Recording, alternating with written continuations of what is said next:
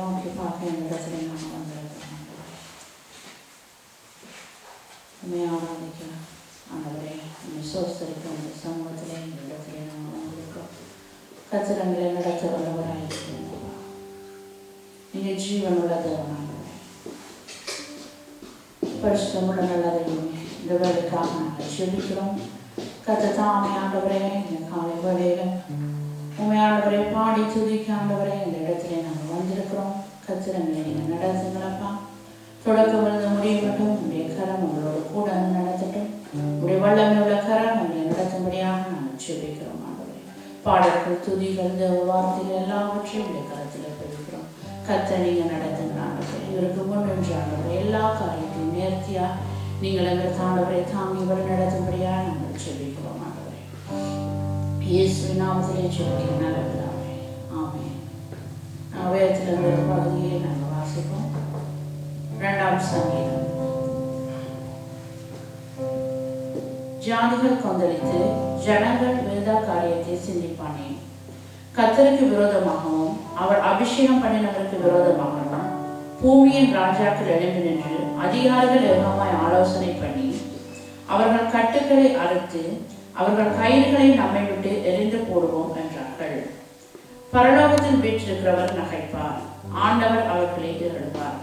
அப்பொழுது அவர் தமது கோபத்திலே அவர்களோட பேசி தமது உக்கிரத்திலே அவர்களை கலகம் பண்ணுவார். நான் என்னுடைய பரிசுத்த பர்வதமாகிய சீயோன் மீதில் என்னுடைய ராஜாவை அபிஷேகம் பண்ணி வைத்தேன் என்றார். தீர்மானத்தின் விவரம் சொல்லுவேன். கர்த்தர் என்னை நோக்கி, நீர் என்னுடைய குமாரன், இன்று நான் உம்மை ஜெனிப்பித்தேன். என்னை கேளும், அப்பொழுது ஜாதிகளை உமக்கு சுதந்திரமாகவும் பூமியின் எல்லைகளை உமக்கு சொந்தமாகவும் கொடுப்பேன். இரும்பு கோலால் அவர்களை நொறுக்கி புயகலத்தை போல் அவர்களை உடைத்து போடுவேன் என்று சொன்னார். இப்பொழுதும் ராஜாக்களே உணர்வடையுங்கள், பூமியின் நியாயாதிபதிகளே எச்சரிக்கையாயிருங்கள். பயத்துடனே கர்த்தரை சேவியுங்கள், நடுக்கத்துடனே களி கூறுங்கள். குமாரன் கோபம் கொள்ளாமலும் நீங்கள் வழியிலே அழியாமலும் இருக்கும்படிக்கு அவரை முத்தம் செய்யுங்கள். கொஞ்ச காலத்திலே அவருடைய கோபம் பற்றி எரியும். அவரை அண்டிக் கொள்கிற யாவரும் பாக்கியவான்கள். ஆமென். நன்றி ஆண்டவரே.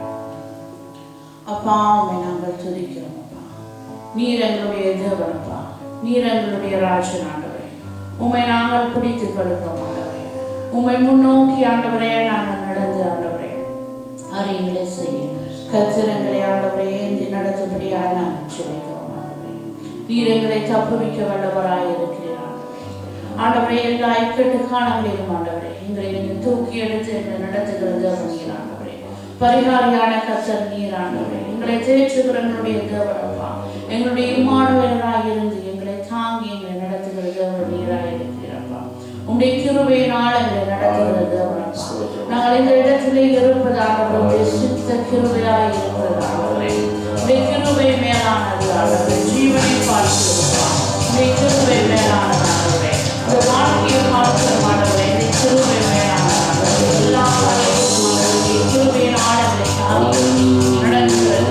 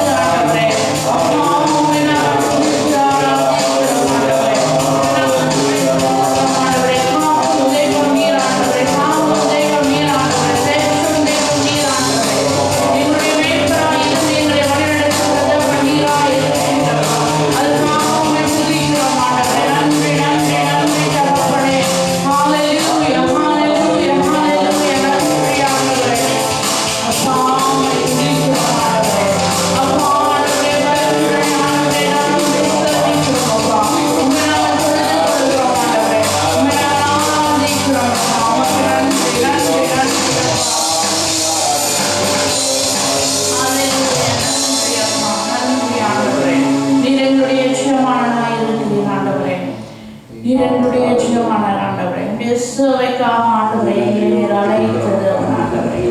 அப்பா அந்த அழியும் கைகளை கொண்டு ஆண்டவரே அழியாயும் ராட்சியம் கட்டாண்டவரே எங்களை நீர் தெரிந்து கொண்ட தேவனாய் இருக்கிறீரப்பா. நெருக்கமாக உமக்கு நன்றி ஆண்டவரே.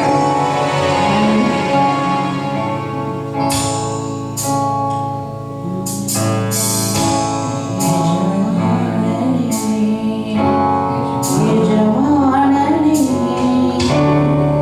உம் சேவை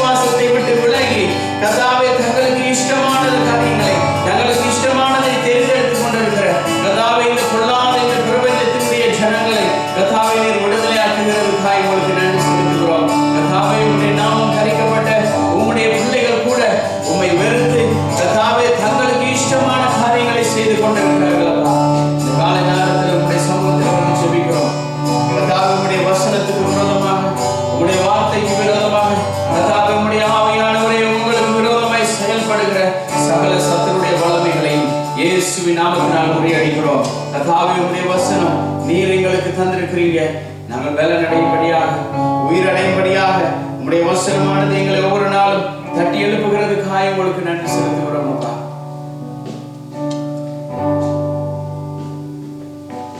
உங்களுக்கு நன்றி செலுத்துகிறோம் அப்பா. நன்றியோடு துதிக்கிறோம் அப்பா.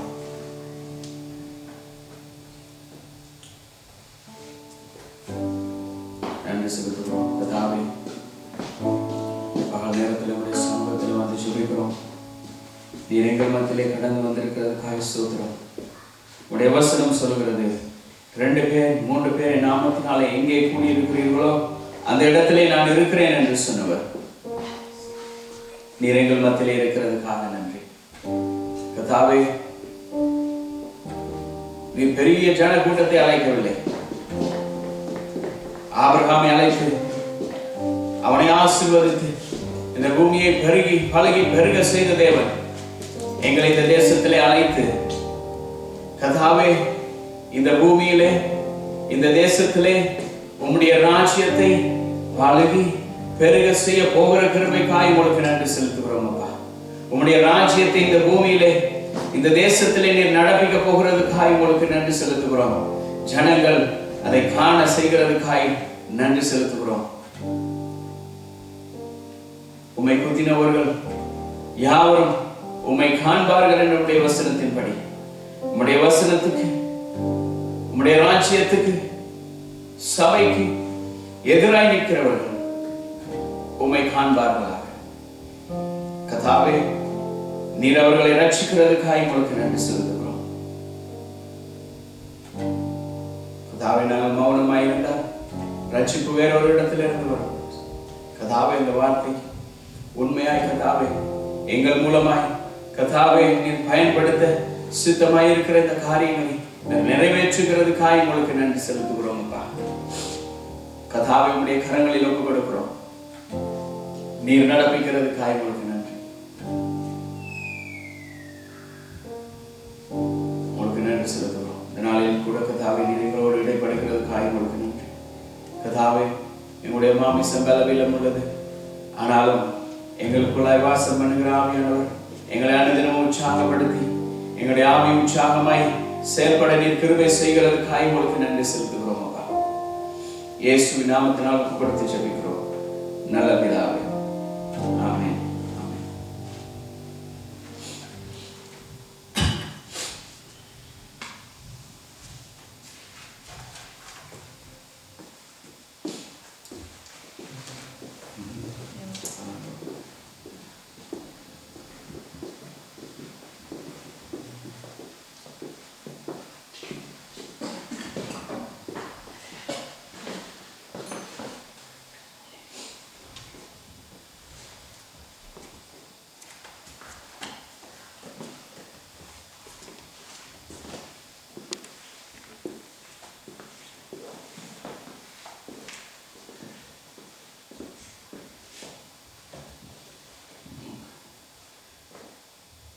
ரெண்டு கொரிந்தியர்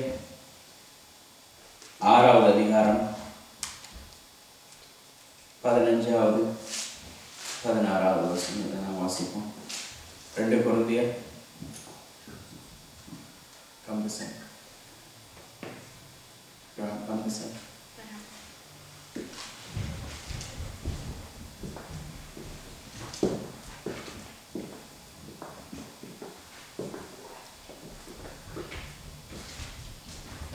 2 Corinthians chapter 6 verse 15 to 16.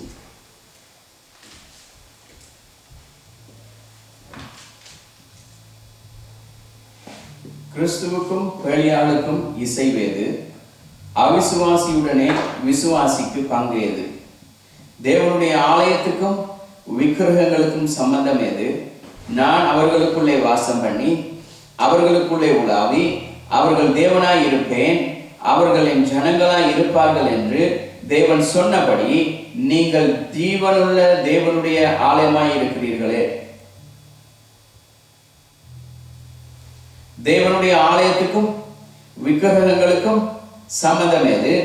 நான் அவர்களுக்குள்ளே வாசம் பண்ணி அவர்களுக்குள்ளே உலாவி அவர்கள் தேவனாயிருப்பேன், என் ஜனங்களாயிருப்பார்கள் என்று தேவன் சொன்னபடி நீங்கள் ஜீவனுள்ள தேவனுடைய ஆலயமாய் இருக்கிறீர்களே.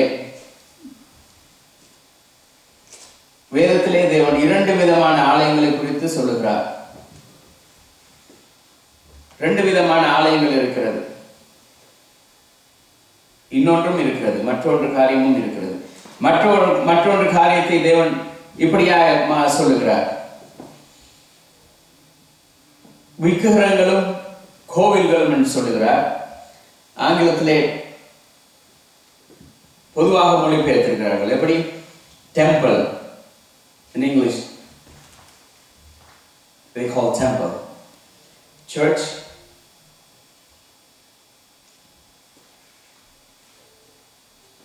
and temple. ஆனால் பவுல் இந்த இடத்திலே தெளிவாக சொல்லுகிறான், பேலியாளுக்கும், அதாவது விசுவாசிகள் தேவனோடு இணைந்து இருக்கிறார்கள். இந்த பேலியாட்கள் என்று சொல்லும் பொழுது தேவனோடு இசைவில்லாதபடி, தேவனோடு சம்பந்தம் இல்லாதபடி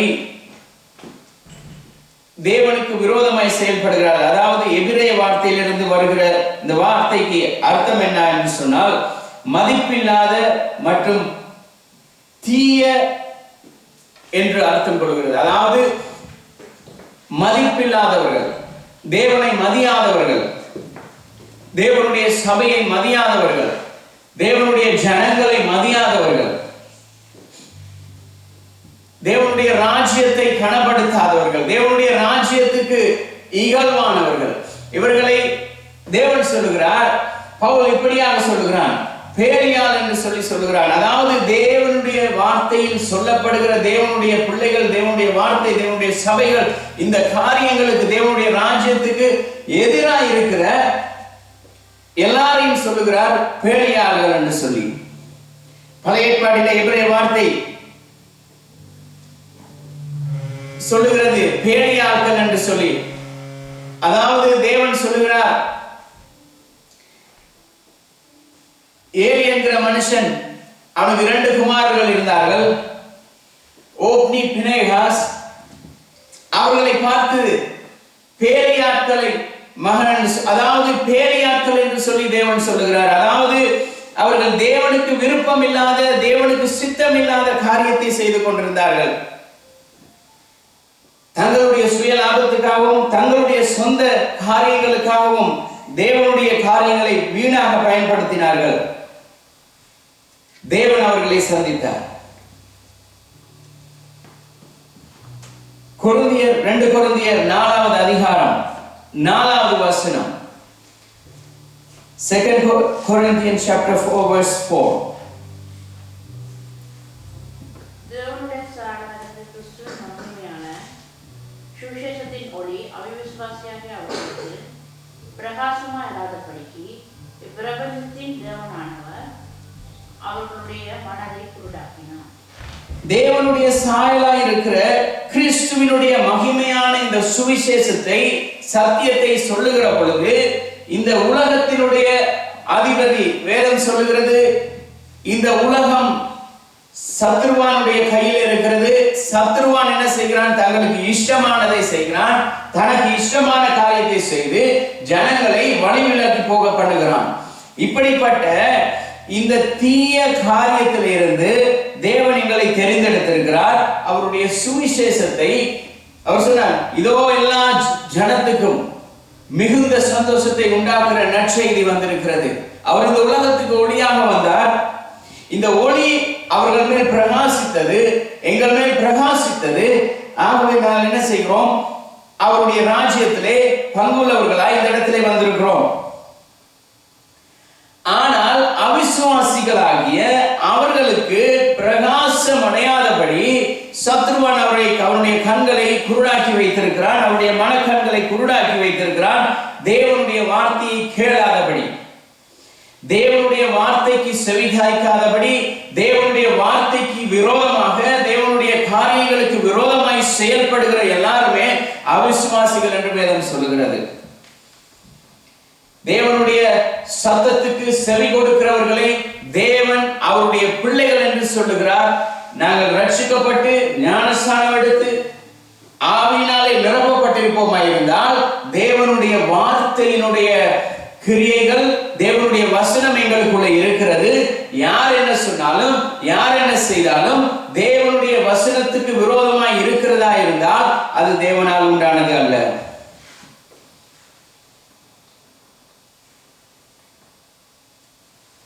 இப்படி இந்த உலகத்திலே வாழ்கிற பொழுது சத்ருவான் என்ன செய்கிறான்? தேவனுடைய ஜனங்களை அவன் திசை திருப்புகிறதுக்காக உலக மக்களை அவன் ஏவி விடுகிறான், உலக மக்களை அவன் தூண்டி விடுகிறான். ஆனால் தேவனுடைய பிள்ளைகள் என்ன செய்கிறோம்? இன்றைக்கு சத்ருவானுடைய கையில இருக்கிற அவர்களுடைய காரியங்களுக்கு செவி சாய்த்து கொண்டு, என்னுடைய நண்பர்கள் எல்லாம் ரட்சிப்பில்லாதவர்கள், ஆனால் அவர்களுக்கு சத்தியம் சொல்ல வேண்டிய நாங்கள் அவர்களோடு கூட சேர்ந்து கொண்டு அவர்களுக்காக நாங்கள் வாதாடுகிறோம். தேவனுடைய வார்த்தை, தேவனுடைய ஜனங்களை எதிர்த்து தேவனுக்கு விரோதமாய் செயல்படுகிறவர்களுக்கு தேவன் அவருடைய பலனை கொண்டு வருவார். தேவனுடைய பிள்ளைகள் அசுத்தமான காரியங்கள், தேவனுக்கு விருப்பமில்லாத காரியங்களிலே, தீய காரியங்களில் ஈடுபடுவரோடு நாங்கள் சம்பந்தம் வைத்திருக்கிற பொழுது அந்த ஆலயம் தீட்டுப்பட்டதா இருக்கிறது. அப்படிப்பட்ட இருதயம் தீட்டுப்பட்டதா இருக்கிறது. ஆவியானவர் அங்கே கிரியை செய்ய முடியாது. வெளியிலே நல்லவர்களை போல நடித்துக் கொண்டு, வெளியிலே பரிசுத்தவான்களை போல நடித்துக் கொண்டு, எல்லா அசுத்தங்களையும் தன்னுடைய இருதயத்தில் வைத்துக் கொண்டு நாங்கள் கிறிஸ்தவர்கள் என்று சொல்லுவோமாயிருந்தால் இப்படிப்பட்ட எங்களை தேவன் வேதம் சொல்கிறது பேரியாட்கள் என்று சொல்லி. புதிய ஏற்பாட்டிலே 2 விதமான ஆலயத்தை குறித்து தேவன் சொல்லுகிறார். ஒன்று கட்டிட ஆலயம், அடுத்து தேவனுடைய சரீரமாகிய தேவனுடைய ஆலயம். இப்ப இந்த தேவனுடைய ஆலயத்திலே 2 வகையான ஆலயங்கள் இருக்கிறது. நாங்கள் எல்லாரும் நினைக்கிறோம், ஞாயிற்றுக்கிழமை 2 ஹவர் போய்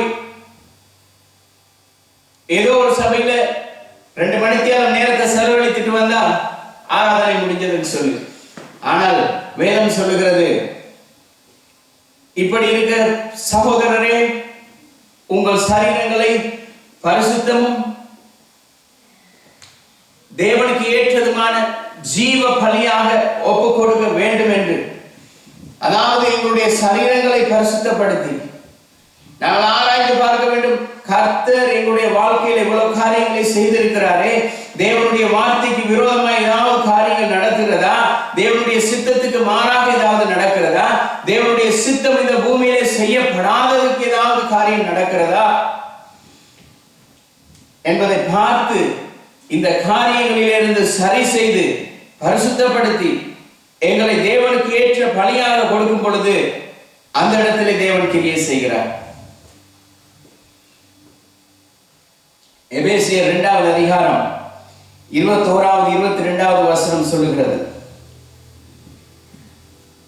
Ephesians chapter 2 verse 21 and 22. அவர் மேல் மாளிகை முழுவதும் இசைவாய் இணைக்கப்பட்டு கர்த்தருக்குள் பரிசுத்த ஆலயமாக எழும்புகிறது. அவர் மேல் நீங்களும் ஆவியினாலே தேவனுடைய வாசஸ்தலமாக கூட்டி கட்டப்பட்டு வருகிறீர்கள். இந்த இடத்துல 2 காரியத்தை அவர் சொல்லுகிறார். அவர் மேல் மாளிகை முழுவதும், அதாவது இந்த உலகத்தினுடைய மாளிகை, உலகத்தினுடைய இந்த கட்டிட சபை இயேசு கிறிஸ்து மூலமாய் அவருடைய அவர் தலையாய் இருக்கிறார்.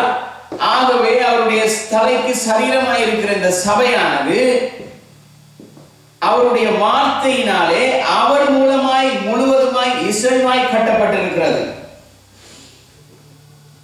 இந்த மாளிகை என்பதற்கு கிரேக்க மொழியிலே கட்டுவார்கள். ஒய்கடோமே சொன்னால் இது ஒரு கட்டிடம். இந்த கட்டிடம் எப்படி கட்டப்படுகிறது? இயேசு கிறிஸ்து மூலமாக தேவனுடைய பிள்ளைகள், அந்த இடத்திலே அவர் பயன்படுத்துகிற வார்த்தை நாவோஸ். அப்படி என்றால் இது சரீரமாகிய ஆலயம். இந்த சரீரமாகிய இந்த ஆலயங்கள்,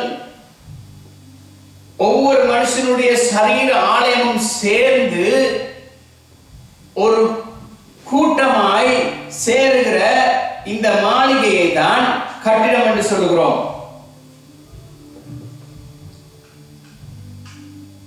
அவர் சொல்லுகிறார், அவர் மேல் நீங்களும் ஆவியினாலே தேவனுடைய வாசஸ்தலமாக கூட்டி கட்டப்பட்டு வருகிறீர்கள். நாங்கள் எல்லாருமாய் ஒன்று கூடி, ஒவ்வொருவரும் ஒவ்வொரு மனுஷனும் ஒன்று கூடி, ஒரு சண்டே ஸ்கூல் பாடம் இருக்கிறது.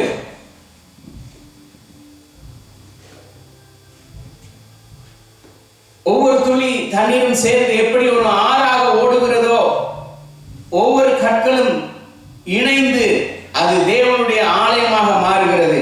தேவன் சொல்லுகிறார், நாங்கள் எல்லாரும் ஒவ்வொரு கற்களாய் இருக்கிறோம். அவருடைய சமூகத்திலே நாங்கள் தேவனுடைய ஆலயத்திலே ஒவ்வொரு பகுதிகளாக இருக்கிறோம். தேவனுடைய ஆலயம் இந்த சரீரங்களால் இணைக்கப்பட்டு ஒரு சபையாக கட்டப்பட்டு தேவனுடைய ராஜ்யம் இந்த பூமியில வளர்கிறது.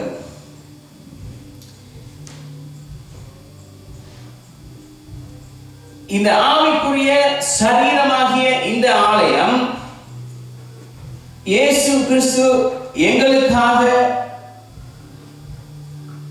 ஆவியானவரை அனுப்புவேன் என்று சொல்லி அவர் பரலோகத்துக்கு போகும் என்பதாக சொன்னார். அவர் பரலோகத்துக்கு போன பொழுது ஆவியானவரை எங்களுக்காக தந்து, ஆவியானவரை இந்த பூமியிலே எங்களுக்காக அனுப்பி, அவருடைய ஆவியானவர் இந்த பூமியிலே எங்கள் உள்ளங்களிலே வந்து வாசம் பண்ணினார். அந்த ஆவியானவர் எங்களுக்குள்ளாய் கிரியை செய்கிறார்.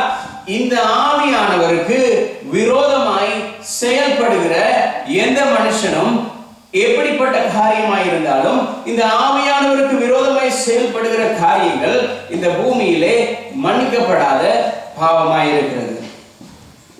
என்ன சொன்னார்? எங்களுக்குள்ள இயேசு கிறிஸ்து வாழ வேண்டும் என்கிறதுக்காக அவர் ஒரு மனிதனாய் ஒரு சரீரத்துக்குள்ளே வாழ முடியாதபடியினால் ஆவியானவரை எங்களுக்குள்ளே அனுப்பினார். அந்த ஆவியானவர் எங்களுடைய சரீரங்களிலே வாசம் பண்ணுகிறார். அந்த ஆவியானவர் காரியங்களை நடப்பிக்கிறார். எங்களுடைய சரீரம் தேவன் தங்கும் பரிசுத்த ஆலயமாய் இருக்கிறது. இந்த பரிசுத்த ஆலயத்திலே தேவன் குடிகொண்டு வாசம் பண்ணுகிறார். அப்படிப்பட்ட மனிதர்களை நாங்கள் இகழ்கிற பொழுது, அப்படிப்பட்ட மனிதர்களை நாங்கள் ஏளனம் செய்கிற பொழுது ஆவியானவர் பேசாமல் இருக்க மாட்டார்.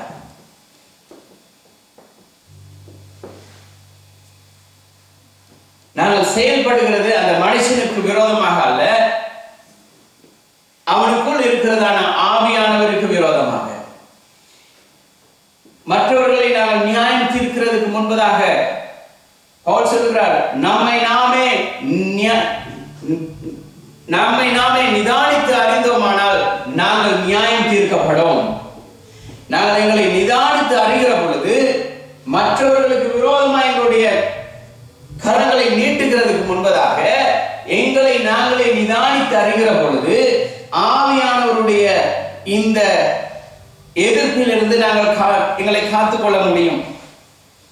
ஏனென்றால் தேவன் இந்த பூமியிலே குடிகொண்டு வாழுகிற ஒரே ஒரு இடம் மனிதனுடைய எங்களுடைய ஆவியிலே, எங்களுடைய இருதயம் தேவன் எதிர்பார்க்கிற அவருடைய ஆலயமாய் இருக்கிறது. அப்போஸ்தலர் 17வது அதிகாரம் 24வது வசனம் சொல்கிறது. Acts chapter 17 verse 24.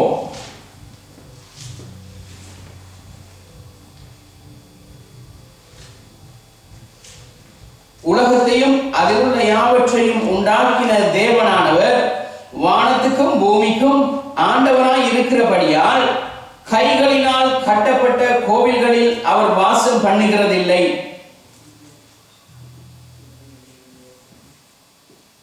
ஆங்கிலத்தில் சொல்லுகிறார் டெம்பிள் என்று சொல்லி. அவர் கோவில்களிலே வாசம் பண்ணுகிறவர் அல்ல, கட்டிடங்களிலே வாசம் பண்ணுகிறவர் அல்ல.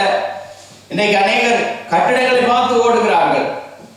பெரிய கட்டிடம், பெரிய சபை, பெரிய கூடுதலான ஜனங்கள் இருக்கிறார்கள், எங்களுக்கு அங்கே பொறுப்பு இருக்கிறது, காரியம் இருக்கிறது, எங்களை புகழுகிறார்கள், எங்களை பாராட்டுகிறார்கள். ஆனால் தேவனுடைய சமூகத்திலே போய் நிற்கிற பொழுது தேவனுடைய பாராட்டு, தேவனுடைய புகழ் எங்களுக்கு கிடைக்கவில்லை என்றால் நாங்கள் இந்த பூமியில எதை செய்தும் எந்த ஒரு பிரயோஜனமும் இல்லை. ஏனால் தேவன் இந்த பூமியிலே வாழ்கிறதுக்கு அவர் தெரிந்து கொண்ட ஒரே ஒரு பாத்திரம் எங்களுடைய இந்த சரீரமாகிய தேவனுடைய ஆலயம். யார் யார் தேவனுடைய இந்த சரீரமாகிய தேவன் வாசம் பண்ணுகிற இந்த சரீரத்துக்கு, இந்த ஆவியானவருடைய இந்த ஆலயத்துக்கு விரோதமாய் செயல்படுகிறார்களோ, யார் யார் கைகளால் கட்டப்படாத இந்த சரீரமாகிய இந்த ஆலயத்துக்கு விரோதமாய் யார் யார் செயல்படுகிறார்களோ, அவர்கள் கட்டிடமாகிய ஆலயத்திலே போய் தேவனை தரிசித்தாலும் தேவன் அவர்கள் மத்தியிலே கிரியை செய்ய மாட்டார்.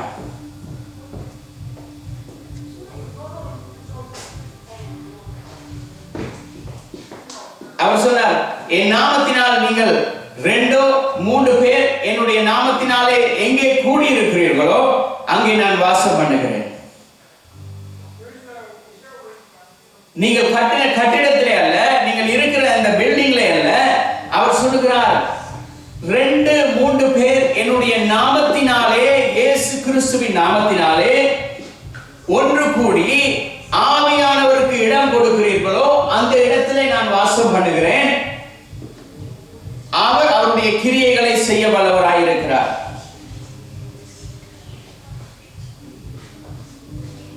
நாங்கள் இன்றைக்கு பெரிய பெரிய கட்டிடங்களை, பெரிய பெரிய பில்டிங்களை பார்த்து வியந்து, ஐயோ இவ்வளவு பெரிய ஆலயம், இந்த ஆலயத்திலே தேவன் இருக்கிறார், அங்கேயும் பாடுகிறார்கள், அங்கேயும் துதிக்கிறார்கள், எல்லாமே அற்புதங்கள் நடக்கிறது. ஆனால் வேதம் சொல்லுகிறது, தேவன் எதிர்பார்க்கிறதான பலி எங்களுடைய பரிசுத்தமான உன்னதமான இந்த சரீரமாகிய தேவனுடைய ஆலயம் பரிசுத்தமாயிருக்கும்படியாக இந்த ஆலயத்தை தேவன் விரும்புகிறார். Isaiah chapter 66 verse 1 and 2. ஏசாயா 66வது அதிகாரம் 1வது வசனத்திலிருந்து 2வது வசனம் வரைக்கும் கர்த்தர் சொல்லுகிறது என்னவென்றால், வானம் எனக்கு சிங்காசனம், பூமி எனக்கு பாதபடி, நீங்கள் எனக்கு கட்டும் ஆலயம் எப்படிப்பட்டது, நான் தங்கி இருக்கும் ஸ்தலம் எப்படிப்பட்டது. என்னுடைய கரம் இவைகளை எல்லாம் சிருஷ்டித்ததினாலே இவைகள் எல்லாம் உண்டாயின என்று கர்த்தர் சொல்லுகிறார். ஆனாலும் சிறுமைப்பட்டு ஆவியில் நொறுங்குண்டு என் வசனத்துக்கு நடுங்குகிறவனையே நோக்கி பார்ப்பேன். நான் சொன்னது போல எங்களுடைய பெரிய பெரிய கட்டிடங்கள், பில்டிங்கள், காரியங்கள், கூட்டங்கள், ஜனங்களை பார்த்து ஓ இவ்வளவு பெரிய, ஆனால் தேவன் சொல்லுகிறார், நான் அதை பார்க்கிறது இல்லை. மனுஷன் முகத்தை பார்க்கிறான், இவர் அப்படி இருக்கிறார், இப்படி இருக்கிறார், இவர் எங்களை விட வயசு குறைய, இவருக்கு ஒன்றும் தெரியாது. ஆனால் அந்த இடத்துல அற்புதங்கள், அதிசயங்கள், பெரிய காரியங்கள், சபை போதகர் தேன் போல இருக்கிறார், ஜனங்கள் தேன் போல இருக்கிறார்கள். ஆனால் தேவன் சொல்லுகிறார், தேவன் எதிர்பார்க்கிற ஒரே ஒரு ஆலயம், ஒரே ஒரு ஆலயம், அவர் தங்கும்படியாக அவர் எதிர்பார்க்கிற ஒரே ஒரு ஆலயம், சிறுமைப்பட்டு ஆவியில் நொறுங்குண்டு என் வசனத்துக்கு நடுங்குகிறவனையே நோக்கி பார்ப்பேன். அவர் நோக்கி பார்க்கிற ஒரே ஒரு ஆலயம், ஒரே ஒரு தேவனுடைய சிங்காசனம், தேவனுடைய வசனத்துக்கு பயந்து யார் என்ன சொன்னாலும், யார் எதை செய்தாலும், யார் எப்படி இருந்தாலும், யார் எப்படி வாழ்ந்தாலும், நான் கர்த்தருக்கு பயந்து அவருடைய வசனத்துக்கு கீழ்ப்படிந்து அவருடைய வசனத்தின்படி வாழ்வேன் என்று சொல்லி அவருக்காக சகலத்தையும் சகிக்கிறானோ அப்படிப்பட்டவர்களை நோக்கி தேவன் பார்க்கிறார். ஆனால் தேவனுடைய வசனத்துக்கு விரோதமாய் நிற்கிறவனை தேவன் பார்க்கிறார்.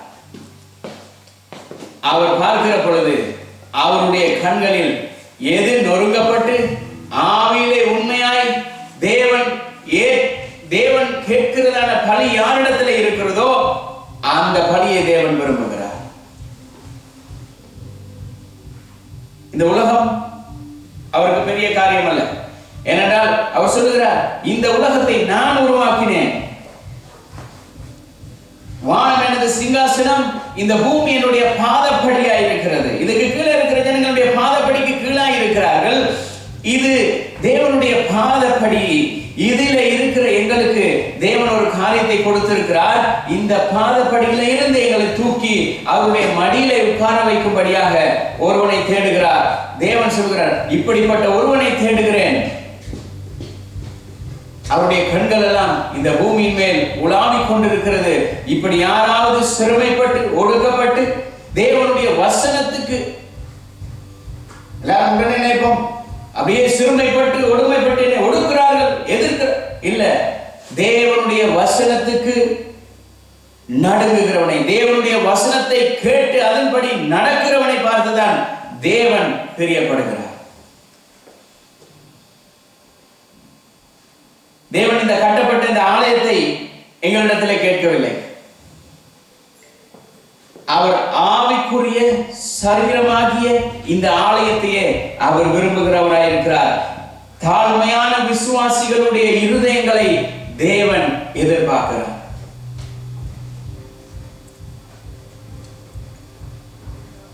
நான் சில நேரம் அந்த காரியம் அப்படி இருக்கு, இந்த காரியம் இப்படி இருக்கு, அங்க இப்படி என்று சொன்னால் எங்களுக்கு இஷ்டம் போல வாழ்கிறோம். ஆனால் தேவனுடைய வசனம் என்ன சொல்லுகிறது, தேவனுடைய வசனத்தின்படி என்ன நடக்கிறது, அதை ஆராய்ந்து பார்க்க வேண்டும். அதை யாருமே பார்க்கிறது இல்லை. ஏனால் நாங்கள் பார்த்து வருகிறது மனுஷனை பார்த்து வருகிறோம். மனுஷனை பார்த்து வாரதுனாலதான் பிரச்சனை.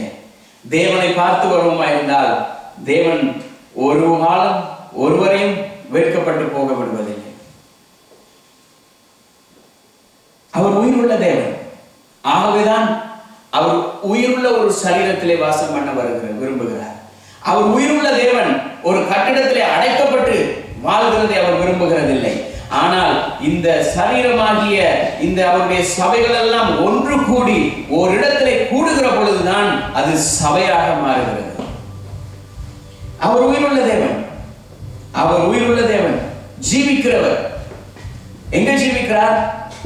சரீரமாகிய அவருடைய சபைக்குள்ளே அவர் ஜீவிக்கிறார். Isaiah chapter 57 verse 15.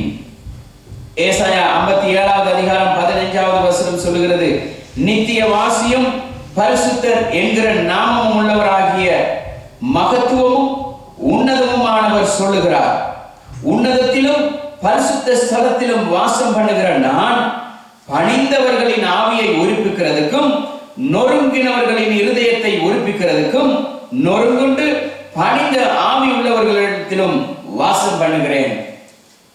அவர் எல்லா இடத்திலையும் வாசம் பண்ண மாட்டார். எல்லாரும் நினைக்கிறோம் 1000 பேர் சபைக்கு வந்து 1000 பேருக்குள்ளும் அவர் வாசம் பண்ணுவார் என்று எதிர்பார்க்க முடியாது. ஏனென்று சொன்னால் அவர் எதிர்பார்க்கிற சரீரம் எப்படி இருக்க வேண்டும்? உடனே சொல்லலாம், கிருபை, இயேசு கிறிஸ்து எங்களுக்காக ரத்தம் சிந்தினார், எல்லாருமே இயேசு கிறிஸ்துவை ஏற்றுக்கொண்டுட்டோம். ஆனால் அவருடைய வசனம் இல்லாதபடி அவருடைய வெறும் பதராய் இருப்போமா இருந்தால் ஒன்றுக்கும் பிரயோஜனம் இல்லை. இந்த பதர் அக்கினியிலே சுட்டரிக்கப்படுகிறதுக்கு அன்றி வேற எதுக்குமே பயன்படாது. ஆனால் கோதுமையோ அவர் களஞ்சியத்திலே சேர்த்து வைக்கிறார். நாங்கள் கோதுமை மணிகளாய் இந்த பூமியில இருக்கிறோம், கோதுமை மணிகளாய் தேவனுடைய ஆலயத்திலே வந்திருக்கிறோம். ஆனால் யார் பதர், யார் கோதுமை மணி என்று தேவன் பிரித்து வைப்பார். அவர் பிரித்து வைக்கிற பொழுது கோதுமை மணியானது களஞ்சியத்திலே அவருடைய ராஜ்யத்திலே சேர்க்கப்படும், பதர் அக்கினியிலே சுட்டரிக்கிறதுக்கு தள்ளப்படும். அவர் சொல்கிறார், பணிந்தவர்களின் ஆவியை உயிர்ப்பிக்கிறதற்கும் நொறுங்குண்டவர்களின் இருதயத்தை உயிர்ப்பிக்கிறதற்கும் நொறுங்குண்டு பணிந்த ஆவி உள்ளவர்களிடத்திலும் வாசம் பண்ணுவேன். யாரிடத்துல பணிவு இருக்கிறதோ, யாரிடத்துல தாழ்மை இருக்கிறதோ, யாரிடத்துல தேவ பயம் இருக்கிறதோ, யாரிடத்துல தேவனை கனப்படுத்துகிற கனம் இருக்கிறதோ, யாரிடத்துல தேவனுடைய ராஜ்யத்தை கனப்படுத்துகிறானோ, யார் தேவனுடைய ராஜ்யத்துக்காக அவனுடைய வாழ்க்கையை கொடுக்கிறானோ அவனிடத்திலே தேவன் வாசம் பண்ணுகிறார். நேரத்துக்கு நேரம் எங்களை மாற்றிக்கொண்டு, நேரத்துக்கு நேரம் எங்களை இந்த சூழ்நிலைக்கு ஏற்றாற் போல நாங்கள் மாற்றி வாழ்வோமா இருந்தால் தேவன் கிரியை செய்ய முடியாது. நாங்கள் தேவன் கிரியை செய்ய வேண்டுமா இருந்தால் எப்பொழுதுமே தேவன் விரும்புகிற விதமாய், தேவன் கேட்கும் பலிகளாய் எங்களை ஒப்புக் கொடுக்கிற பொழுது கர்த்தர் கிரியை செய்வார்.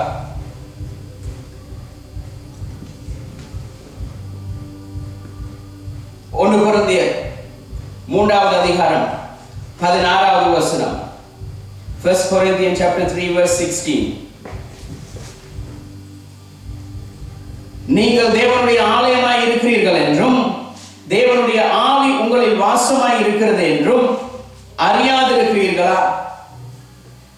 தேவனுடைய வசனம் சொல்லுகிறது, நீங்கள் தேவனுடைய ஆலயமாய் இருக்கிறீர்கள் என்பதை நீங்கள் அறியாதிருக்கிறீர்களா? தேவனுடைய ஆவி உங்களுக்குள்ளே இருக்கிறது. கோதுமை மணிக்குள்ளே தேவனுடைய ஆவி இருக்கிறது. பதரோ காற்றடிக்கப்படும் பொழுது அந்த இடத்திலிருந்து தூக்கி வீசப்படுகிறது. மணிகள், கோதுமை மணிகள் ஒரு இடத்திலேயே இருக்கும். அது களஞ்சியத்திலே தான் இருக்கும். போகிற பாதைகளிலே இருக்காது, காடுகளிலே இருக்காது. அது களஞ்சியத்திலே சேர்த்து வைக்கப்பட்டு அதுக்கு ஒரு மதிப்பு கொடுக்கப்படுகிறது. அந்த கோதுமை மணியினுடைய பெருமதி விலை மதிப்பற்றதாக உயர்ந்து கொண்டே போகிறது. இந்த பதர் ஒன்றுக்குமே உதவாதபடி இங்கிருந்து காற்றடிக்கும் பொழுது அங்க பறக்கிறது, அடுத்த காற்றடிக்கும் பொழுது அந்த இடத்துல பறக்கிறது, இந்த இடத்துல புயல் கொஞ்சம் வேகமாய் கடிந்து வருகிற பொழுது இன்னொரு இடத்துக்கு போகிறது. ஆனால் கோதுமை மணியானது தேவனுடைய ராஜ்யத்திலே, அவருடைய பாத்திரத்திலே கவனமாய் இருக்கிறது. இது தேவன் எதிர்பார்க்கிறதான ஆலயம். அந்த ஆலயம் சரீரமாகிய தேவனுடைய ஆவியானவர் வாசம் பண்ணுகிற ஆலயமாய் இருக்கிறது. இந்த ஆலயத்தை கிரேக்க மொழியிலே நாவோஸ் என்பார்கள், சரீரமாகிய ஆலயம். இப்ப அடுத்த ஆலயம், இது மனிதர்களால் தேவன் இந்த பூமியிலே உருவாக்கப்பட்டு, தேவனால் உருவாக்கப்பட்டு அவர் படைத்த படைப்புகளின் மூலமாய் கட்டப்பட்ட இந்த கட்டிடமாகிய தேவனுடைய ஆலயம். இந்த கட்டிடமாகிய தேவனுடைய ஆலயத்துக்கு கிரேக்க மொழியிலே அவர் உபயோகப்படுத்துகிற வார்த்தை ஹெய்ரோன் என்கிறதான வார்த்தை. ஹெய்ரோன் என்றால் கட்டிடம். நான் கைகளினால் செய்யப்பட்ட இந்த கோவில்களிலே தேவன் வாசம் செய்ய மாட்டார். நாங்கள் இந்த இடத்திலே வந்து கூடுகிற பொழுது தேவன் இந்த இடத்திலே வாசம் பண்ணுவார். அவர் இந்த இடத்திலே வாசம் செய்ய மாட்டார். இந்த கட்டிடத்துக்குள்ளே அவர் வாசம் பண்ண மாட்டார். எங்களுடைய சரீரமாகிய தேவனுடைய சபைகள் ஒன்று கூடுகிற இடத்திலே தேவனுடைய வாசஸ்தலம் உருவாக்கப்படுகிறது. ஆனால் கர்த்தருக்காக நாங்கள் கைகளினால் செய்யப்பட்ட இந்த கட்டிடத்திலே ஒரு ஆலயத்தை கட்டி தேவனுடைய ஜனங்களாகிய ஒவ்வொரு கற்களும் இந்த ஆலயத்திலே வந்து சேர்கிற பொழுது அது சபையாக தேவனுடைய சமூகத்திலே உருவாக்கப்படுகிறது. இப்ப இந்த கட்டிடமாகிய தேவாலயத்தை குறித்து தேவன் ஒரு காரியத்தை சொல்லுகிறார். மத்தேயு 24வது அதிகாரம் 1வது வசனம் 2வது வசனம். மத்தேயு chapter 24 verse 1 and 2. இயேசு தேவாலயத்தை விட்டு புறப்படுகையில் அவருடைய சீஷர்கள் தேவாலயத்தின் கட்டிடங்களை அவருக்கு காண்பிக்க அவரிடத்தில் வந்தார்கள். இயேசு அவர்களை நோக்கி, இந்த இடத்திலே இயேசு கிறிஸ்துவுக்கு அவர்கள் சொல்லவில்லை, தெளிவாக சொல்லுகிறது, கட்டிடத்தை காண்பிக்கிறதுக்காக வந்தார்கள். ஆனால் இயேசு அவர்களுடைய இருதயங்களை அறிந்தார். அவர்களுடைய இருதயங்களை அறிந்த அவர்கள் நினைக்கிறார்கள், நாங்கள் எல்லாம் கிறிஸ்தவர்கள், நாங்கள் எல்லாம் ஆலயத்துக்கு போகிறோம், ஜெபிக்கிறோம், துதிக்கிறோம், அந்நிய பாஷை பேசுகிறோம், நாங்கள் எல்லாம் ஆவியிலே நிரம்புகிறோம். ஆனால் எங்களுடைய இருதயம் எப்படிப்பட்டது என்பதை தேவன் அறிகிறார். தேவன் அறிந்து சொல்லுகிறார், நீங்கள் என்னத்துக்காக தேவனுடைய ராஜ்யத்துக்கு சமூகத்துக்கு வருகிறீர்கள் என்பதையும் நான் அறிவேன். நீங்கள் எதுக்காக இந்த இடத்திலே வந்து இருந்து நீங்கள் பாடுகிறீங்க, துதிக்கிறீர்கள் என்பதையும் நான் அறிவேன். அவர் சொல்லுகிறார், நீங்கள் எதற்காக இந்த இடத்திலே வந்திருக்கிறீர்கள் என்பதை அவர் அறிகிறார். அவர் சொல்லுகிறார், இயேசு அவர்களை நோக்கி, இவைகளை எல்லாம் பார்க்கிறீர்களே. அவர்கள் நினைத்தார்கள், இயேசு கிறிஸ்துவுக்கு இந்த கட்டடத்தை காண்பித்து இந்த கட்டடத்தை குறித்து சொல்லுவோம். ஆனா அவர் அதுக்கு முன்பதாக சொல்லுகிறார், நீங்கள் இந்த கட்டிடத்தை பார்க்கிறீர்களே, நீங்கள் பார்க்கிற இந்த கட்டிடமானது ஒரு கல்லின் மேல் ஒரு கல் இராதபடி இடிந்து விழும் என்று சொல்லுகிறார். இவைகளை எல்லாம் பார்க்கிறீர்களே, இவ்விடத்தில் ஒரு கல்லின் மேல் ஒரு கல்லில் இராதபடி எல்லாம் இடிக்கப்பட்டு போகும் என்று மெய்யாகவே உங்களுக்கு சொல்லுகிறேன் என்றார். இயேசு சொன்னார், இந்த கட்டிடமாகிய இந்த ஆலயத்தை பார்க்கிறீங்களே, இந்த ஆலயம் ஒரு கல்லின் மேல் ஒரு கல்லில் இராதபடி இடிக்கப்பட்டு போகும். இன்னைக்கு கட்டிடத்தை நம்பி, பாஸ்டரை நம்பி, காரியங்களை நம்பி வருகிறவர்களுக்கு இதான் நிலைமை. கிறிஸ்துவுக்கு பின் 70வது வருஷத்துல அந்த எருசலேம் தேவாலயம் இடிக்கப்பட்டது. ரோமர்களால்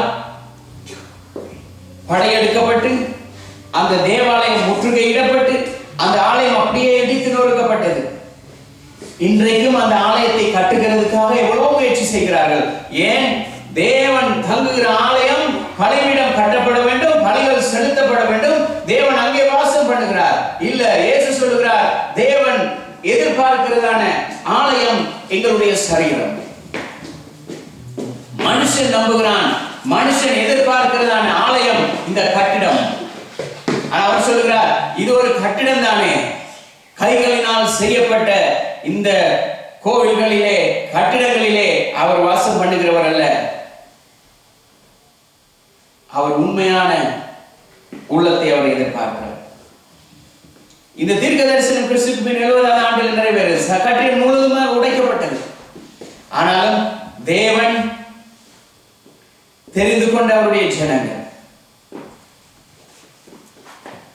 தேவனுடைய பிள்ளைகள் மாத்திரமல்ல, அவருடைய சந்ததி மாத்திரமல்ல, புறஜாதிகளாகிய எங்களுக்கும் யார் யார் நொறுங்குண்டு நொறுக்கப்பட்டு உண்மையான இருதயத்தோடு தேவனுடைய வார்த்தைக்கு பயந்து வாழ்கிறார்களோ அவர்களிடத்திலே தேவன் கிரியை செய்கிறார். அவர் செய்கிறார், செய்தார், செய்வார். ஆனால் இந்த கட்டிடமாகிய இந்த ஆலயத்தை பார்த்து நாங்கள் சர்ச் என்று சொல்லுகிறோம், சபை என்று சொல்லுகிறோம். ஆனால் இந்த கட்டிடத்துக்கு ஆலயம் அல்ல, அது ஒரு சபை, கூடி வருகிற இடம். இந்த கட்டிடத்துக்கு தேவன் வாசம் பண்ணாத இந்த இடத்துக்கு அது ஒரு கற்களால் செய்யப்பட்ட ஒரு மாளிகை. இந்த மாளிகை எப்படி கட்டப்படுகிறது? தேவனுடைய ஜனங்கள் அவர்கள் ஒன்று கூடி அவரை ஆராதிக்க கூடி வருகிற பொழுது அது சபையாக மாறுகிறது. அந்த சபையை தான் நாங்கள் ஆங்கிலத்தில் சர்ச் என்கிறோம், சபை என்கிறோம். அதாவது சர்ச் என்று சொல்லும் பொழுது ரெண்டு காரியம் இருக்கிறது. இந்த சர்ச் என்கிற வார்த்தை நீங்கள் ரெண்டாக பிரித்தால் ரெண்டு காரியம் வெளிப்படுகிறது. முன்பதாலும் CH என்கிற வார்த்தை வருகிறது, கடைசியிலும் CH என்கிற வார்த்தை வருகிறது. இந்த சபை என்கிற பொழுது, சர்ச் என்று சொல்லுகிற பொழுது, கிறிஸ்துவினுடைய CH, கிறிஸ்துவினுடைய பிள்ளைகள். அடுத்த CH, தேவனுடைய கிறிஸ்துவினுடைய பிள்ளைகள். கிறிஸ்துவின் மூலமாய் இந்த சபைக்கு கொண்டு வரப்பட்ட கிறிஸ்துவினுடைய பிள்ளைகளே சபை, ஆலயம், தேவனுடைய சபை, சர்ச் என்று சொல்லுகிறோம். இந்த இடத்துல கிறிஸ்துவினுடைய பிள்ளைகள் இல்லாமல் பெரிய பில்டிங்கை பார்த்து ஓடி அங்க ஒழித்துக் கொண்டிருப்போமா இருந்தால் அங்க இல்ல, தேவன் இருக்கிறார். உண்மையாய் தம்மை தேடுகிறவர்களுக்கு அவர் பலன் அளிக்கிறவராய் இருக்கிறார். சிலர் ஒரு கேள்வி வரலாம் எங்களுக்கு, தேவனுடைய சரீரம் தான் தேவனுடைய ஆலயம் என்று சொன்னால் அப்ப என்னத்துக்கு இந்த கட்டிடம், அப்ப என்னத்துக்கு இந்த ஆலயம், அப்ப என்னத்துக்கு இந்த சபைகள் என்று சொல்லி. ஒரு காலத்தில் இந்த சபைகள் எல்லாம் இடிக்கப்பட்டு போகலாம், நொறுக்கப்பட்டு போகலாம், இல்லாமல் போகலாம். ஆனால் சரீரமாகிய சபை ஒரு நாளும் இடிக்கப்படாது. ஆனாலும் இந்த கட்டிடமாகிய சபையை தேவன் இந்த பூமியிலே எங்களுக்கு செய்வதற்கு இந்த ஆலோசனையை சொல்ல காரணம் என்ன? அப்போஸ்தலர் 2வது அதிகாரம் 42வது வசனத்திலே சொல்கிறார், ஏன் இந்த சபையும் எங்களுக்கு வேண்டும்? சரீரமாகிய சபையிலே அவர் வாசம் பண்ணுகிறார். ஆனால் வாசம் பண்ணுகிற ஆவியானவர் கிரியை செய்கிறதுக்கு, நடப்பிக்கிறதுக்கு நீங்கள் எங்கே கூடி இருக்கிறீர்களோ அந்த சபை ஏன் வேண்டும் என்று தேவன் சொல்லுகிறார். அவர்கள் அப்போஸ்தலருடைய உபதேசத்திலும் அந்யோன்யத்திலும் அப்பம் பிக்குதலிலும் ஜெபம் பண்ணுதலிலும் உறுதியாய் தரித்திருந்தார்கள். அவர்கள் அப்பம் பிக்கிறதிலும் தேவனுடைய வார்த்தையை பகிர்ந்து கொள்ளுகிறதிலும் ஐக்கியப்படுகிறதிலும் அவர்கள் ஒருமனமாய் இருந்தார்கள். அவர்கள் ஒருமனமாய் இருந்தபடியினால் தேவன் அவர்கள் மத்தியிலே கிரியை செய்தார். அன்றைக்கு ஆதி திருச்சபை தேவனுடைய வார்த்தைக்கு பயந்து இருந்தது. அடுத்த வசனம் 43வது வசனம், Acts chapter 2 verse 43. 42 சொல்லுது, அவர்கள் அப்போஸ்தலருடைய உபதேசத்திலும் அந்யோன்யத்திலும் அப்பபிக்குதலிலும் ஜெபம் பண்ணுதலிலும் உறுதியாய் தரித்திருந்தார்கள். verse 43, எல்லாருக்கும் பயம் உண்டாயிற்று. அப்போஸ்தலர்களாலே அநேக அற்புதங்களும் அடையாளங்களும் செய்யப்பட்டது. அநேகருக்கு தேவனுடைய பயம் உண்டானது. ஐயோ, தேவன் கிரியை செய்கிறார், தேவன் சர்வ வல்லமை உள்ளவர் என்கிற தேவ பயம் ஜனங்களுக்குள்ளே இருந்தது. இன்றைக்கு ஜனங்களுக்குள்ளே தேவனுடைய பயம் என்கிறதே இல்லை. தேவனுடைய பயம் இருக்குமாயிருந்தால் சபையிலே இப்படி காரியங்களை நடப்பிக்க மாட்டார்கள். சபையிலே தேவனுக்கு விரோதமாய் செயல்பட மாட்டார்கள். சபைக்கு விரோதமாய் செயல்பட மாட்டார்கள். தேவனுடைய பிள்ளைகளுக்கு விரோதமாய் செயல்பட மாட்டார்கள். காரணம் என்ன? இது நடக்கிறதுக்கு காரணம் என்ன? தேவனுடைய பயம் அவர்களுக்குள்ளே இல்லாதபடியினால். தேவனுடைய பயம் அவர்களுக்குள்ளே இல்லாதபடியினால் தேவன் அவர்களிடத்திலே கிரியை செய்ய மாட்டார். ஆகவே சத்துருவான் அவர்களுக்குள்ளாய் நுழைந்து அவனுடைய காரியங்களை அவன் நடப்பிக்கிறான். ஆனால் தேவன் விரும்புகிறதான பலி அவர்களிடத்தில் இல்லை. அவர் தெளிவாக சொல்கிறார். எபிரேயர் 10வது அதிகாரம் 25வது வசனத்தில் அவர் சொல்றார், ஏன் சபை முக்கியம்? அந்யோன்யத்திலும் ஐக்கியத்திலும் அப்பம் பிற்கிறதிலும் நாங்கள் ராபோசனத்திலே பங்கு கொள்கிறோம். இந்த பங்கு கொள்கிற பொழுது இந்த இடத்திலே தேவனுடைய ராஜ்யம் கட்டப்படுகிறதுக்கு நாங்கள் ஒரு மனமாய் இருக்கிறோம் என்கிறதை காட்டுகிறோம். ஆனால் நாங்கள் எதுக்கு திரும்ப வருகிறோம்?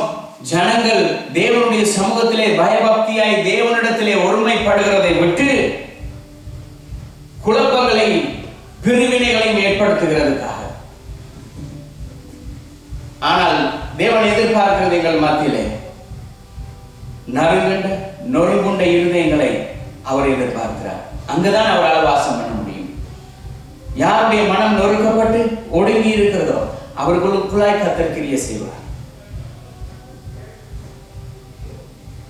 கர்த்தர் ஏதோ பெரிய காரியங்களில் செயல்பட மாட்டார்.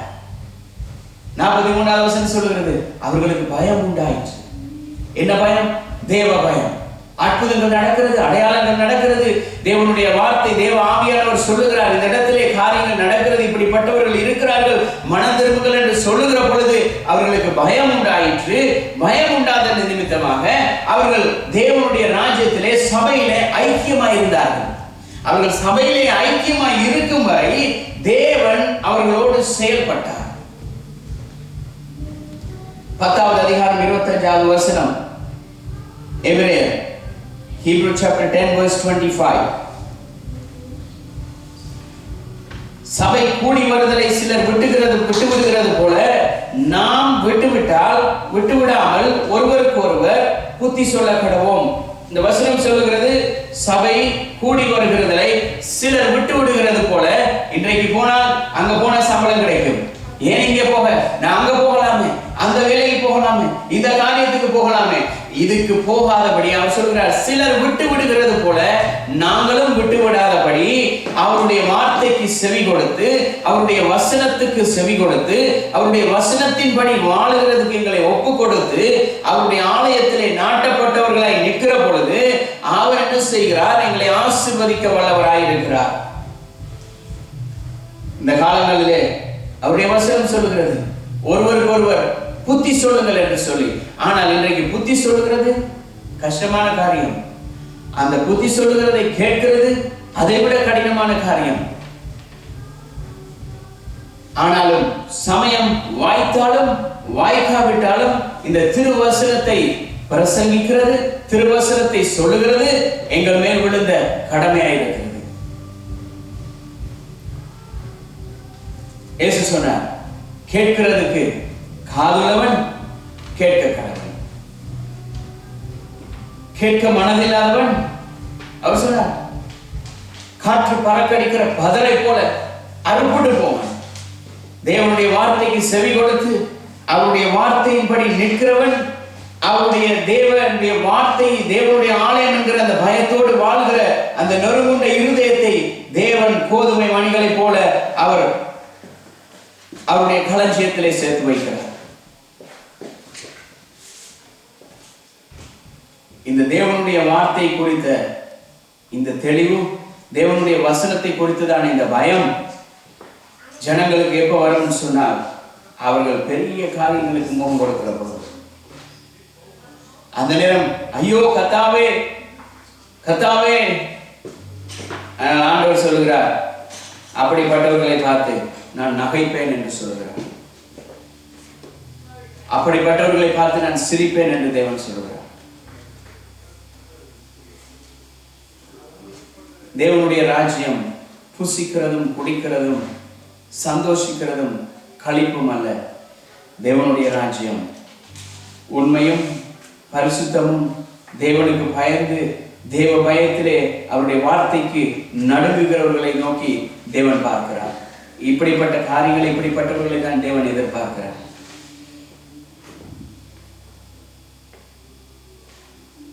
இந்த பகல் நேரத்திலே நாங்கள் கர்த்தருடைய சமூகத்திலே நாங்கள் எங்களை ஒப்பு கொடுப்போம்.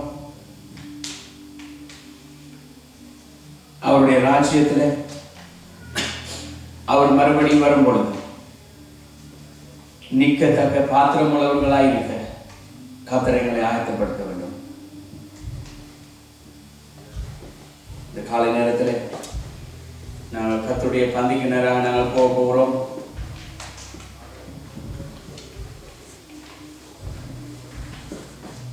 அவருடைய வசனம் உண்மை உள்ளது. அவருடைய வசனத்துக்கு பயந்து அவருடைய வார்த்தைக்கு நடுங்குகிற எங்கள் மேல்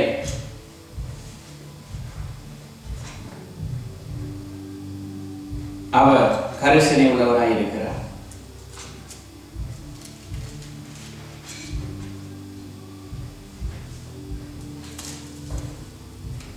அவருக்கு உண்மையாய் வாழ்கிற பொழுது, அவருடைய வார்த்தைக்கு செவி கொடுக்கிற பொழுது, அவருடைய புதிய உடன்படிக்கையின் இரத்தத்துக்கு பங்குள்ளவர்களாய் இருக்கிற பொழுது நாங்கள் அவருக்கு ஆலயமாக செயல்படுகிறோம்.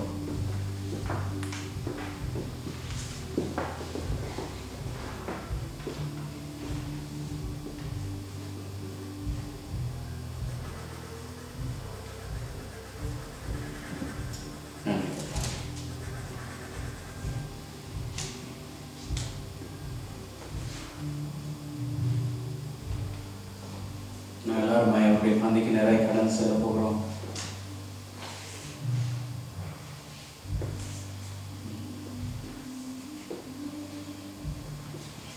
பிதாவே, இயேசுவின் நாமத்தினால் உங்களுடைய சமூகத்தில் வருகிறோம். இந்த ஓய்வு நாளிலே உங்களுடைய சமூகத்தில் வந்து ஜெபிக்கிறோம். நீர் எங்களுக்கு உண்டு பண்ணின நாள், இதில் மகிழ்ந்து களி கூறும்படியாக உம்முடைய சமூகத்திலே வந்திருக்கிறோம் அப்பா. கர்த்தாவே, இந்த நாளிலும் நீர் எங்களுக்காக கல்வாரி சிலுவையிலே உம்முடைய இரத்தத்தை சிந்தி கர்த்தாவே உம்முடைய சரீரத்தை விட்டு நீர் எங்களுக்கு கொடுத்து கர்த்தாவே இதில் நாங்கள் பங்கு கொள்ளும்படியாக நீர் எங்களுக்கு கொடுத்தீங்கப்பா. இந்த பாத்திரத்திலே பானம் பண்ணுகிற எங்களை உம்முடைய கரங்களுக்கு கொடுக்கிறோம். கர்த்தாவே, பரிசுத்தமும் உண்மையும் தேவனுக்கு பிரியமான பிள்ளைகளை நடந்து கொள்ள கிருபை செய்தல்ல அப்பா. உம்முடைய கரங்கள் ஒப்புக் கொடுக்கிறோம். இயேசுவின் நாமத்தினால் இந்த அப்பத்தையும் ரசத்தையும் உம்முடைய கரங்களில் ஒப்புக் கொடுக்கிறோம். இதை பரிசுத்தப்படுத்துங்க கர்த்தாவே. உம்முடைய கிருபையுள்ள கரம் கர்த்தாவே இந்த இடத்துல இறங்குகிறதுக்காக உங்களுக்கு நன்றி செலுத்துகிறோம். நீங்கள் கிருபையா இருந்து நடத்துங்க கர்த்தாவே. உம்முடைய கரங்களில் ஒப்புக் கொடுக்கிறோம். உம்முடைய வல்லக்கரம் இந்த இடத்தின் மேல் இருக்கிறதுக்காக உங்களுக்கு நன்றி செலுத்துகிறோம் கர்த்தாவே. உம்முடைய வல்லமுள்ள கரங்களை ஒப்புக் கொடுக்கிறோம் கர்த்தாவே. இயேசுவின் நாமத்தினால் இந்த ரசத்தையும் இந்த அப்பத்தையும் உம்முடைய கரங்களை ஒப்புக் கொடுக்கிறோம். பரிசுத்தப்படுத்துங்க. உம்முடைய சரீரமாகிய இந்த அப்பத்தை கர்த்தாவே உம்முடைய இந்த ரசமாகிய உம்முடைய இரத்தத்தினால் எங்களுக்கு பாவ மன்னிப்பும் மீட்பும் சுகமும் சந்தோஷமும் சமாதானமும் கர்த்தாவே புதிய உடன்படிக்கையின் ஆசீர்வாதமும் எங்களுக்கு கடந்து வந்திருக்கிறதுக்காக உங்களுக்கு நன்றி செலுத்துகிறோம். இயேசுவின் நாமத்தில் ஜெபிக்கிறோம் நல்ல பிதாவே. நான் உங்களுக்கு ஒப்புவித்ததை கர்த்தரிடத்தில் பெற்றுக்கொண்டேன். என்னவெனில் கர்த்தராகிய இயேசு தாம் காட்டி கொடுக்கப்பட்ட அந்த ராத்திரியிலே அப்பத்தை எடுத்து ஸ்தோத்திரம் பண்ணி அதை பிட்டு, நீங்கள் வாங்கி புசியுங்கள், இது உங்களுக்காக விற்கப்படுகிற என்னுடைய சரீரமாய் இருக்கிறது, என்னை நினைவு கூறும்படி இதை செய்யுங்கள் என்றார். போஜனம் பண்ணின பின்பு அவர் அந்தபடியே பாத்திரத்தையும் எடுத்து, இந்த பாத்திரம் என் இரத்தத்தினால் ஆகிய புதிய உடன்படிக்கையாய் இருக்கிறது, நீங்கள் இதை பானம் பண்ணும் பொழுதெல்லாம் என்னை நினைவு கூறும்படி இதை செய்யுங்கள் என்றார். ஆகையால் நீங்கள் இந்த அப்பத்தை புசித்து இந்த பாத்திரத்தில் பானம் பண்ணும் பொழுதெல்லாம் கர்த்தர் வருமளவும் அவருடைய மரணத்தை தெரிவிக்கிறீர்கள் என்றார். நான் அவருடைய மரணத்தை தெரிவிக்கும்படியாக அவர் எங்களுக்கு கொடுத்திருக்கிறார். அவருடைய இரத்தத்தை அவருடைய சரீரத்தையும் எங்களுக்காக ஒப்புக் கொடுத்திருக்கிறார். நன்றி செலுத்துவோம்.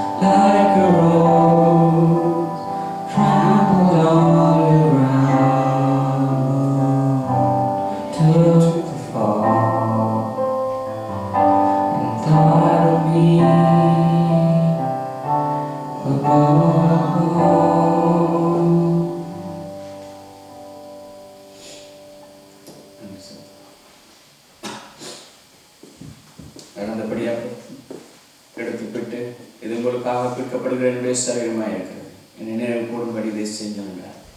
எல்லாரும் ஒரு மனமாக இதில் பங்கு கொள்வோம்.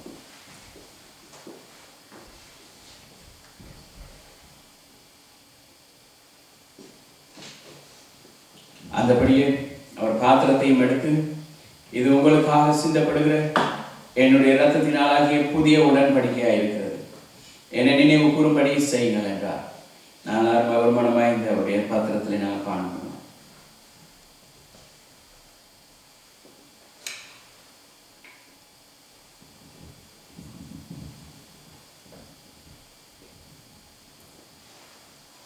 கர்த்தாவே இயேசுவின் நாமத்தினால் உம்முடைய சமூகத்தில் வருகிறோம்.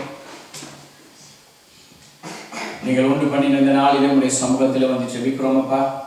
கர்த்தாவே உம்முடைய பிள்ளைகளாய் உம்முடைய ராஜ்யத்தை கட்டும்படியான உம்முடைய பணியிலே நீர் எங்களை தெரிந்து கொண்டிருக்கிறீங்க. அழிந்து போகிறதான கர்த்தாவே இந்த ஜனங்களை ஏற்படுத்தும்படியாக கர்த்தாவே அழியாத உம்முடைய வார்த்தையை கொண்டு உம்முடைய ஜனங்களை மீட்கும்படியாக நீர் எங்களை தெரிந்து கொண்டிருக்கிறீங்கப்பா. நீங்கள் கிரியை செய்கிறதுக்காய் உங்களுக்கு நன்றி, நடப்பிக்கிறதுக்காய் உங்களுக்கு நன்றி, உங்களுக்கு நன்றி செலுத்துகிறோம். இயேசுவின் நாமத்தினால் இந்த இடத்திலே எங்கள் மத்தியிலே இருக்கிறதுக்காய் ஸ்தோத்திரம். நீங்கள் விரும்புகிற ஒரே ஒரு காரியம் நொறுங்குண்டதும் நறுங்குண்டதுமான இருதயத்தை நீர் எதிர்பார்க்கிறீங்கப்பா. கர்த்தாவே உம்முடைய சமூகத்திலே வருகிறோம்.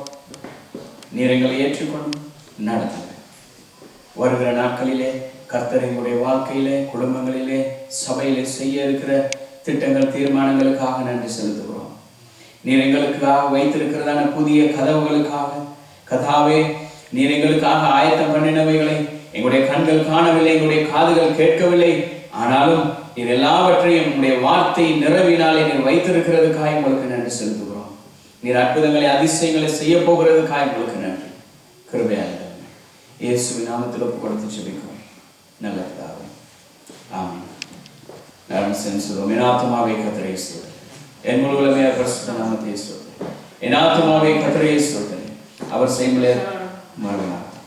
நம்முடைய கர்த்தராகிய இயேசு கிறிஸ்துவின் கிருபையும் தேவனுடைய அன்பும் பரிசுத்த ஆவியினுடைய அந்யோன்ய ஐக்கியமும் எங்கள் அனைவரோடும் கூட இருந்து நடத்தும்.